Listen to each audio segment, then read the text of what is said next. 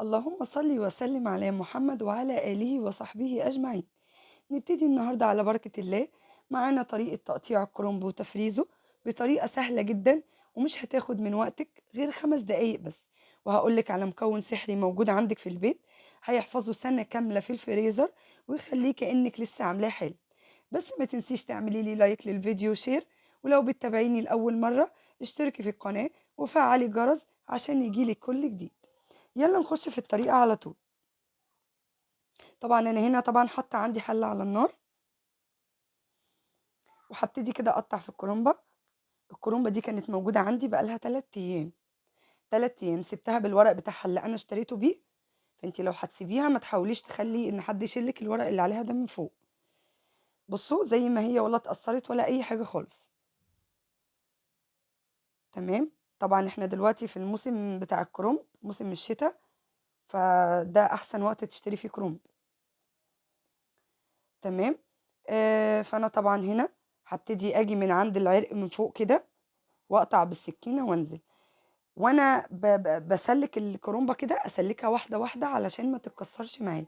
اتعامل معاها بلطف على قد ما اقدر، عشان لو اتكسرت معايا فكده هتهدر معايا كرومب كتير جدا.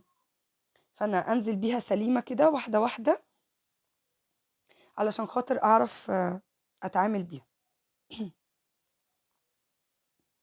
تمام.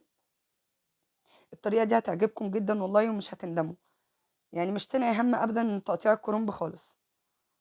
مش هتاخد في ايدك 5 دقايق.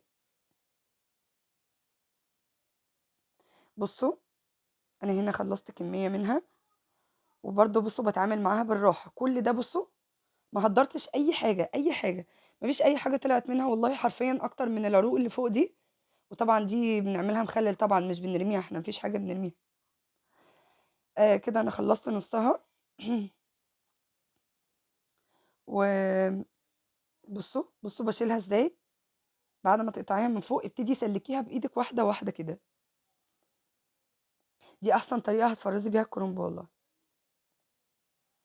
هتقطعي كده. بصوا، بصوا انا بمجرد ما بقطعها من فوق هي بتتسلك لوحدها كده. بصوا، واحده واحده واحده واحده. وطبعا حاولي لما تيجي تجيبي كرومبا، تجيبي الكرومبا اللي هي التقيله، اللي هي المبططه دي، علشان خاطر تلاقيها ترمي معاكي ورق كتير.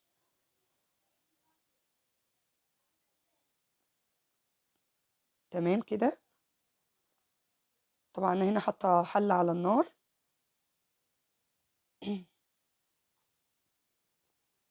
هنا خلاص كنت قربت اخلص، رمت معايا كميه كبيره، بسم الله ما شاء الله، اللهم بارك. تمام.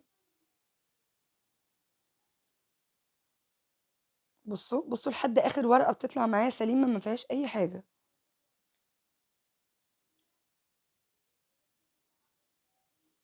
تمام.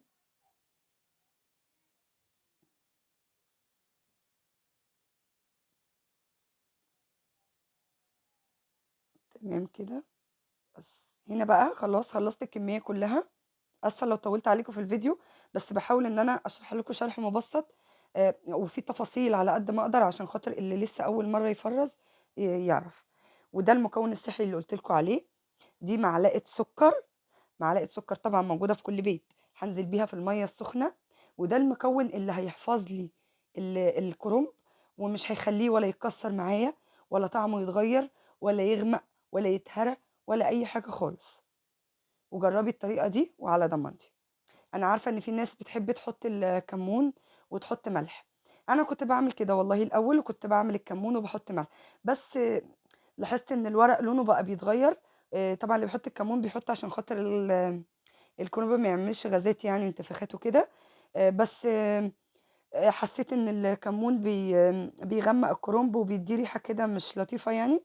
فجربي الطريقه دي وهتعجبك على ضمانتي، ومش هتندمي خالص. تمام. انا هحاول على قد ما اقدر ما اغيبش الكرنب في الميه كتير. هكون محضره بوله فيها ميه بتلج، واللي هطلعه من الميه السخنه هنزل بيه على الميه البارده على طول، او هنزل بيه تحت الحنفيه، عشان طبعا لازم اغسله لان الكرنب بتبقى فيه حاجات مش نظيفه خالص، فلازم احنا نغسله عشان نقدر نحافظ طبعا على اولادنا، ربنا يحفظهم ويبارك لهم يا رب. وهصفيه. يا دوب هحطه في الميه وهنزل بيه، مجرد ما ينزل معايا لتحت في دقايق هيكون طرى. اول ما يطرى على طول اطلعه، لان طبعا وجوده في الفريزر بالتلج لما بنيجي نحفظه فده بيخليه ياخد سوا شويه، مع ان انا برضو لما بطلعه كام ثانيه بياخد سوا تاني. فانتي لو هتعمليه في ساعتها ممكن تغيبي حوالي نص دقيقه كمان في الميه. تمام. تمام كده. هنا بوريكم انا ازاي طبقت. انا كده خلاص خلصت الكميه كلها سلق وشطفته كويس جدا. وهنا هتني الورقه واخليها على الورقه على وشها، واحطهم فوق بعض، واجي اقطعها كده زي بزاويه كده، بزاويه كده، وانزل بيها زي السمبوسه كده واقطعها.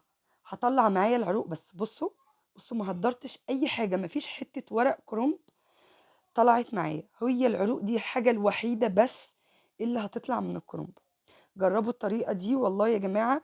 اللي مش بيعرف خالص يتعامل مع تقطيع الكرنب وشايفه حاجه صعبه عليه، مش هياخد اي حاجه، كله قدامكم بالتفصيل. ومش هتندمي لو جربتي الطريقه دي. تمام. هتعامل وانا بقطعها كاني بقطع كده جاتوه، صينيه كيكه. هتعامل كده. بصوا، بس حاولي خلي السكينه اللي معاكي تكون حاميه علشان خاطر تقطع معاكي تمام.